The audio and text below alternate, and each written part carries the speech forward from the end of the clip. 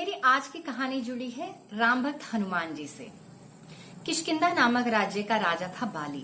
बाली बहुत ही शक्तिशाली था। बाली को ब्रह्मा जी से ये वरदान प्राप्त था कि बाली जब भी युद्ध के लिए जाएगा तो उसके शत्रु की शक्ति का आधा हिस्सा बाली को मिल जाएगा, जिससे बाली और शक्तिशाली हो जाता था। तो इसी वरदान के तहत बाली ने बहुत से दैत्य राक्षसों को मार गिराया था। एक बार उसकी इन शक्ति के चर्चे रावण तक भी पहुंचते हैं, तो रावण भी बाली को युद्ध के लिए ललकारता है। तो जैसे ही रावण बाली के समक्ष जाता है, रावण की शक्ति का आधा हिस्सा बाली के पास चला जाता है, जिससे रावण असहाय और बाली और शक्तिशाली हो जाता है। तो बाली रावण को बंदी बना लेता है। बाली रावण को अपनी बगल में फंसा लेता है।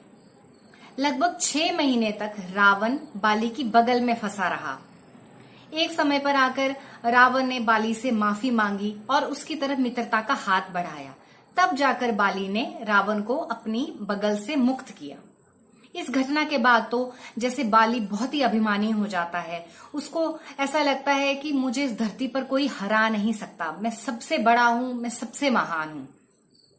तो एक बार बाली जंगल से जा रहा होता है। वहां पर कोई व्यक्ति राम नाम का जाप कर रहे होते हैं। तो बाली उनके समक्ष जाता है और अपनी शक्ति की डींगे हाँकने लगता है, पर उस व्यक्ति पर कोई असर नहीं पड़ता। वो राम नाम का जाप करते रहते हैं। तो बाली उनसे पूछता है कि तुम कौन हो? तो वहां से जवाब आता है कि मैं तो राम भक्त हनुमान हूं। तो बाली उन्हें युद्ध के लिए पुकारता है, पर हनुमान जी मुस्कुराते हैं, आंखें बंद करके फिर राम नाम जपने लग जाते हैं। तो बाली के अब अहम को बहुत ठेस पहुंचती है। बाली को बहुत गुस्सा आता है और बाली गुस्से में कहता है कि हे हनुमान, जिस राम क्या तुम नाम जप रहे हो, मैं तो इतना शक्तिशाली हूं कि इस राम को भी हरा सकता हूं। अपने आराध्य देव के बारे में ऐसा सुनकर हनुमान जी को बहुत गुस्सा आ जाता है और हनुमान जी उसकी युद्ध की चुनौती को स्वीकार कर लेते हैं। दोनों में तय होता है कि कल सुबह जब सूर्य उदय होगा, दोनों के बीच में द्वंद्व युद्ध होगा, जो तभी रुकेगा जब दोनों में से किसी एक की मृत्यु हो जाएगी। तो रात को ब्रह्मा जी हनुमान जी के पास जाते हैं और हनुमान जी से ये प्रार्थना करते हैं कि हनुमान जी, कल सुबह जब आप बाली से युद्ध करने के लिए जाएंगे तो आप अपनी शक्ति का केवल 10% हिस्सा लेकर ही उससे लड़ने के लिए जाइएगा।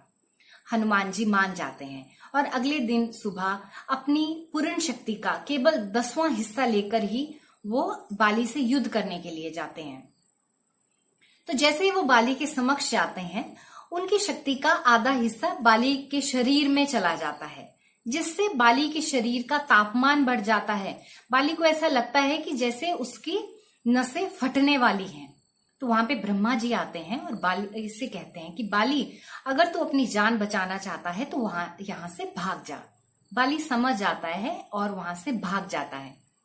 फिर ब्रह्मा जी बाली के पास जाते हैं और कहते हैं कि बाली, तुम अपने अहंकार में इतने अंधे हो गए थे कि तुम ये भी नहीं समझ पाए कि तुम युद्ध के लिए किसको ललकार रहे हो।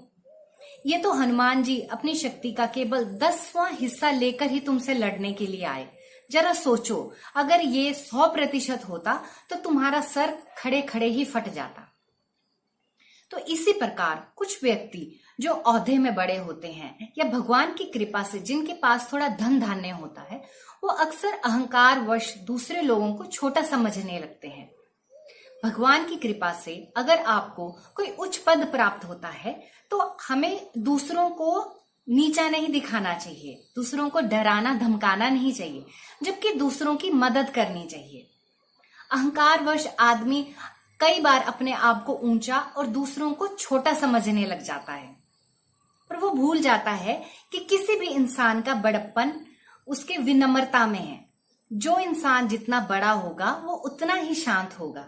जैसे हनुमान जी पर बाली के उकसाने का कोई फर्क नहीं पड़ रहा था, पर अगर कोई इंसान अहंकार वश अपनी सीमा को लांघ दे ना, अपने वो दूसरों के साथ बुरा करे या अपने हदें भूल जाए, तो उस इंसान को रोकना भी हमारा कर्तव्य बन जाता है, जैसे हनुमान जी ने बाली को रोका था। तो हमें अपने ऊंचे ओहदे का या भगवान की कृपा से अगर हमारे पास दूसरों से ज्यादा धन धान्य है तो इसका घमंड नहीं करना चाहिए। हमें उसके प्रति भगवान का धन्यवादी होना चाहिए और अपने उस ओहदे से हम जितने भी लोगों का भला कर सकते हैं हमें ऐसा करना चाहिए।